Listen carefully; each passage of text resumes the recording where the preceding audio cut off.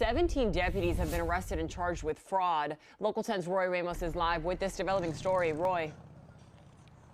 Nicole, and we have learned that nearly 100 BSO employees did apply for the PPP loans. And of the 100, 17 of them are now facing federal charges. Well, as you mentioned today, we did get a chance to speak with Broward Sheriff Gregory Tony about these allegations, and he says if his employees were involved in this type of criminal activity, they do not deserve to be working in the law enforcement profession. Did you believe you were receiving these loans legitimately? 17 members of the Broward Sheriff's Office, which include both BSO deputies and detention deputies, released from the federal courthouse in Fort Lauderdale after being indicted on charges that include wire fraud after federal investigators said they fraudulently applied for and received funds from the Paycheck Protection Program, or PPP loans. Bonds were set. They're being released. Nobody, as far as I know, is being detained.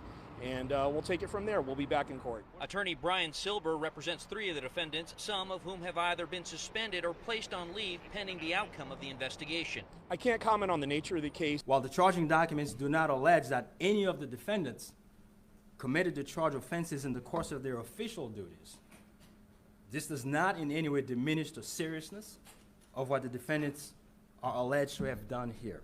Sheriff Gregory Tony said he first learned of the crimes in November of 2021, prompting him to investigate all 5,500 of his employees, including himself and other top brass. Of the 17 indicted, 7 BSO deputies and 1 sergeant in law enforcement, and 8 detention deputies and 1 sergeant in corrections. I hate to see that, knowing some of the individuals and seeing the names on that list that's being indicted, some of them were good officers. But you're only as good as the last act and conduct that you execute. We learned the defendants involved received tens of thousands of dollars, and while the investigation has proved that some of whom were investigated did have legitimate businesses, at the very least, the 17 now facing federal charges allegedly did not. If you're going to be participating in criminal activities, we don't want you in this profession.